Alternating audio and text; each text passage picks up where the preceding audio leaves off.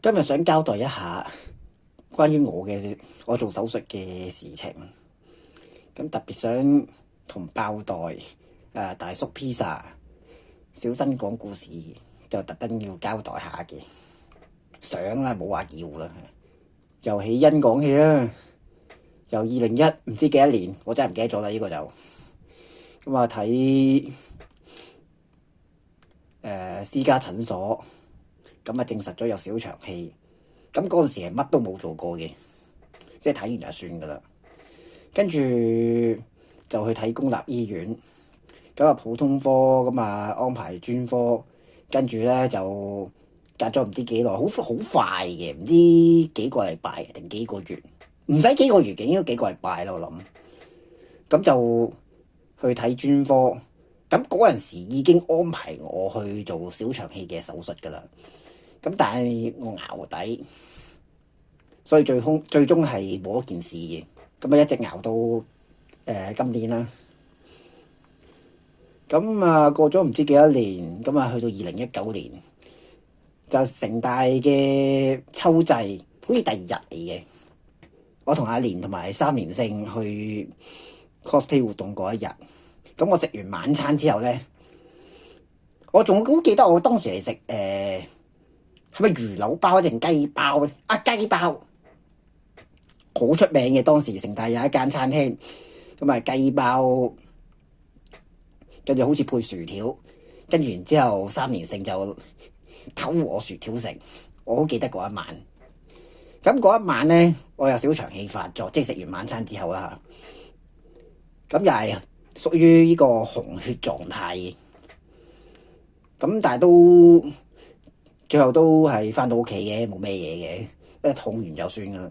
中間其實5年，即係2019年去到2024年咧，都不斷有小腸氣嘅，咁好似坐過山嘅車咁樣，時高時低啦。咁啊，去到2024年嘅11月 Pure Love 嗰一日，咁其實 Pure Love 我唔係好想去，因為 D2 Place 咧個商場係基本上俾人影相，成棟樓都唔俾人影相。跟住11月咧，又未去到好凍嘅天氣，都係仲係20零度，即係體感可能30幾度咁啊，覺得好熱，都好唔想去。咁嗰一次咧又係紅血嘅，即係所謂紅血嘅意思咧就係小腸氣突咗出嚟，會覺得好痛，行步道都會痛到黐線嗰隻。跟住然之後瞓低咧，你唔係幾分鐘可以好得翻嗰種，你係講緊可能有機會要2個鐘先好得翻嘅狀況。咁呢種情況下叫紅血。跟住，所以我就對呢個 D2 Place， 尤其是呢個 Pure Love 咧，咁啊有種恐懼，唔係好想去，因為去到嘢又唔俾人影相，跟住個十字路口咧又鬼死咁熱，跟住又有好多檔口，住嗰啲熟食咧噴晒啲熱嘅煙咧，哇熱到黐線，根本唔想去。咁啊去到2025年嘅1月 AIA 嘅嗰個活動嘅第2日，即係 ASMO 表演嗰一日。咁啊當時我喺門口咧就見到 Silva， 咁諗住問佢可唔可以影相，但係當時我唔知佢係 Silva 嚟嘅。之後我覺得呢個女仔幾啱我口味喎，咁啊問佢可唔可以影相啦，跟住佢係拒絕咗嘅。最後唔得，而家唔方便定而家唔得閒，唔記得咗啦。呢個就，但係呢個乜都唔係重點，重點係個活動完咗之後咧，我又小腸氣啦，哇痛到黐線嘅嗰一日，又係紅血狀態嚟嘅。跟住我翻到屋企咧，係要瞓喺張床成2個幾鐘先至好得翻嘅。時間一嚟又嚟到2025年嘅11月，又係 Pure Love 啦。頭先講過啦，我已經好唔想去 Pure Love 啦。所以不過嗰日咧又狂上 Sandyland 嘅表演，咁諗住入去睇下。我以為60蚊係可以入去睇嘅，點解知唔得嘅？即係所謂入去睇嘅意思，我以為係你唔喺個場內裏邊，你喺個場外邊，即係喺一啲冇咁好嘅位置睇，唔得嘅，原來直頭你係完全睇唔到，你只可以聽聲嘅啫，係冇得睇嘅。佢場裏邊嘅設計咧係你唔會去睇到，但係只可以聽到嘅啫。咁但係嗰一日我就誒黃血咯，唔係紅血。黃血嘅意思即係話我係覺得有突咗出嚟嘅，但但係又未至於痛咯，又或者就算痛都好咧，即係點樣講咧？即係簡單嚟講，輕微啲啦嚇，比較輕啦。瞓喺度嘅話，我諗幾分鐘之內會好，幾分鐘之內係咯，可能會好得翻咯。但係就算好得翻咧，一企起身咧就會出事，即係你要撳住先至可以 keep 住冇事。咁呢種狀況咪去到2026年嘅3月，咁開始就真係嚴重好多啦。因為就算我冇去任何活動，即係最近都懶散咗，冇乜去點樣去一啲 cosplay 活動啦。喺屋企，我紅血係連續2日紅血，即係意思就係我可能食完早餐之後咧就痛到黐線，要瞓喺張床上邊，諗住幾分鐘好得翻啦，點知唔得，要2個鐘。即係開頭都以為喂唔得啦，可能要打3條9去入急症啦。點不知2個鐘或者定係2個半鐘，唔好記得，即係差唔多呢段時間咧都比我好得翻嘅。咁但係3月咧就連續2日發生啲咁嘅事。咁啊去到4月，成個4月我發生過3次紅血，即係3日嘅紅血。咁我終於頂唔順啦，咁就去同我屋企人講。咁以下就我會叫呢位屋企人做金主啦。咁我同佢講話，我有小腸氣，呢排嚴重咗好多喎。咁跟住咧，佢就話咁咪睇醫生咯。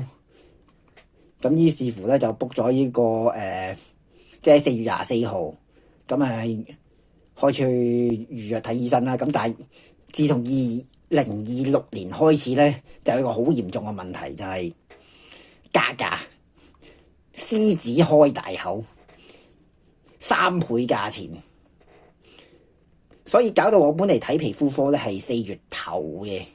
咁我諗住正常咁樣去睇啦，點知佢因為加價加得太勁，咁我冇錢睇。咁當時我就要求延遲個預約期，咁一拖到5月中啦。咁陣間講下幾多號啦嚇。咁總之4月24號咧，咁就去 book 公立醫院啦。壞處頭先講咗啦嚇，就係個入場費，即係個診症費咧就貴好多倍啦。但好處就係咧，你可以用個 Apps 喎。咁一次過裝咗3個 Apps。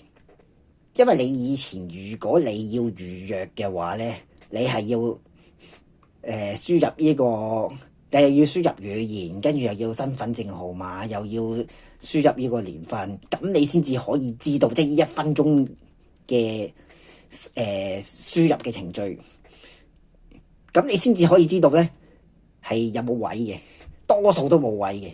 咁如果你冇位嘅話，你每一次都要嘥1分鐘時間去做嗰啲手續，即係每一次，哎呀唔好意思啊，冇位啊，跟住你又等唔知幾耐，跟住又要再玩1分鐘，跟住之後先知道有冇位，冇位咧就要再等唔知幾多分鐘，跟住再等1分鐘。咁每一次嘅1分鐘嗰個手續都好煩嘅。咁呢個 Apps 咧就唔使得啊，你入去呢個 Apps 只要你 refresh 1秒鐘已經可以，即係1分鐘變1秒鐘，咁所以方便好多。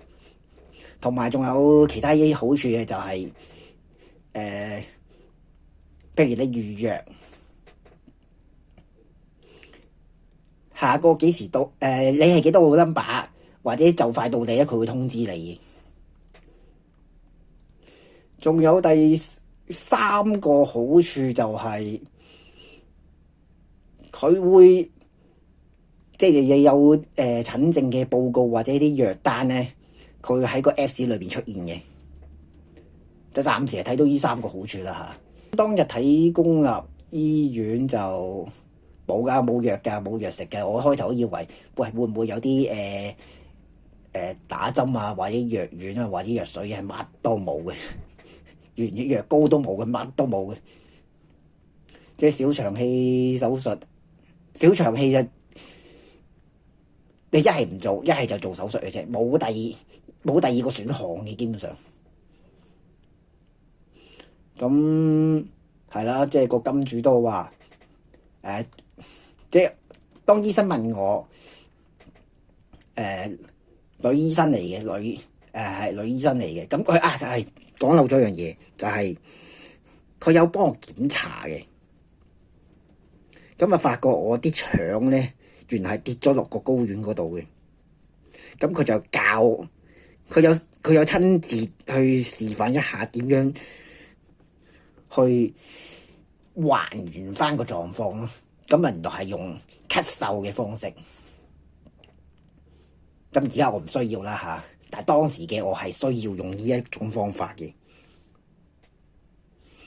咁就跟住佢問我啦，你做唔做手術啊？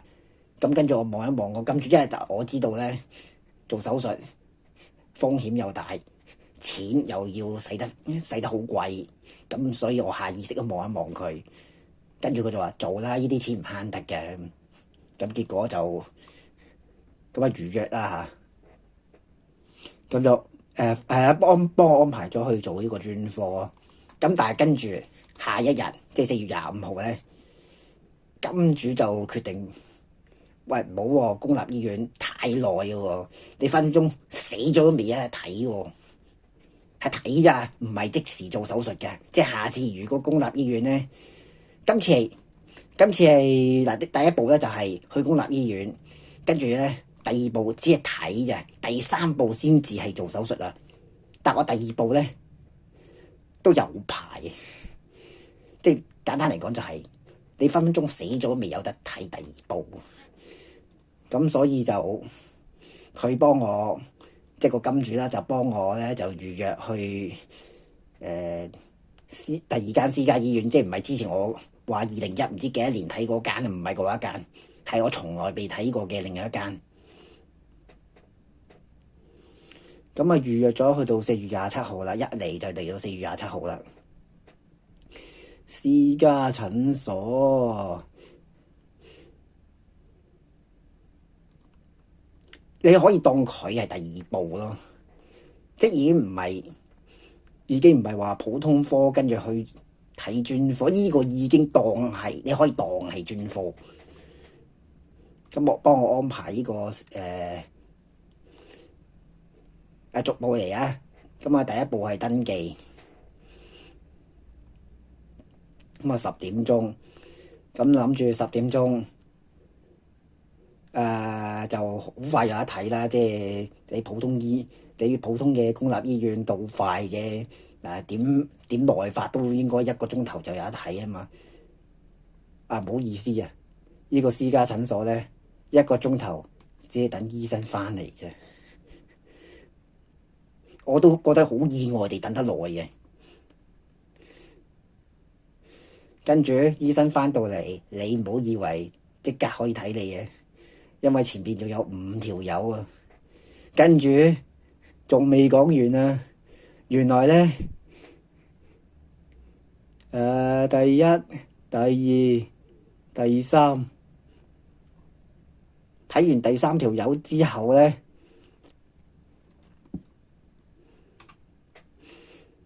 睇完第3條友，我當佢8分鐘啦。跟住咧，佢用咗33分鐘咧。就嚟食午餐，分分鐘嗰位醫生咧根本未食早餐嘅，咁所以咧就出奇地等得耐。咁我係第6位，最後加埋前後等咗2個鐘頭47分鐘，啱啱好係我部 Switch 嘅總電量，即係由100% 玩到基本上係冇晒電咁滯嘅。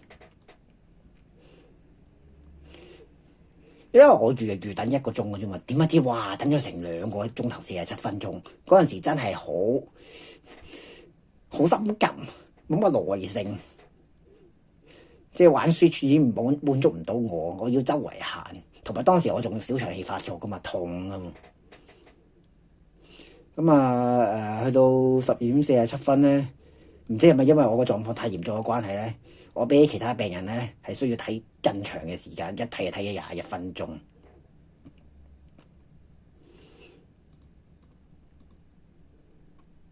咁21分鐘裏邊，講咗好多嘢啦，包括手術應該要注意嘅，因為決定咗做手術㗎啦。當時話大佬私家診所診症費唔平㗎，實際我唔記得咗收幾多錢，但係總之唔平啦。所以下定咗決心，嗰個時候已經下定決心一定要做手術㗎啦。咁手術係分兩種嘅，一種咧就係傳統，一種係微創。當時嘅醫生咧就話我係會做傳統手術嘅，即係意思就係傷口就比較大，咁你需要住院嘅時間咧就要多1晚，即係起碼都要住1晚㗎啦。同埋手術費好似係平啲嘅。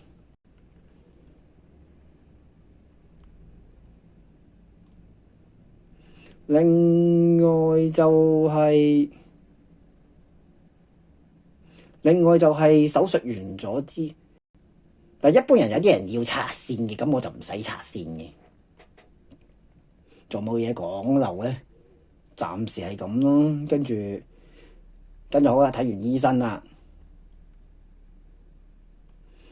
睇完醫生就又等啦，等簽文件啦。咁但係等呢段時間都等得太耐啦，真係好肚餓，1點幾啦。本身諗住等睇醫生咧1個鐘到嘅啫嘛，點解知佢等咗成接近3個鐘先有睇醫生？哇，肚餓啦，1點幾啦。平時都係差唔多依個時候，即係我中學係1點至1點20分食午餐嘅，咁所以唔得啦，真係頂唔順啦，即係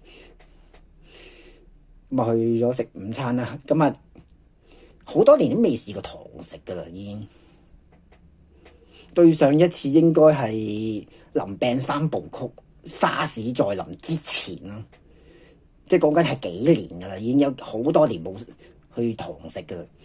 咁於是乎，我睇住我金主咧係用個 QR code 嚟到去落單，諗下落堂食嘅。跟住可惜就係食下嘢嘅時候咧，突然間診所打嚟就話：喂，你可以簽文件啊，快啲嗱嗱聲上去啦咁樣。咁我上去先，跟住到佢上去。咁其實我上去先嘅冇乜意思，都係得個等字嘅啫，即係俾我交代個職員嘅啫。咁啊好啦，去到1點25分，咁啊簽文件啦。咁下次睇醫生咧就係入院噶啦，下一次就真係主菜嚟噶啦。咁係需要禁食嘅，禁食一般咧就8個鐘，但唔知點解咧，一位醫生話6個鐘得啦。而家諗起《星空下的人》第唔知9集定第10集咧，都好似係話6個鐘喎。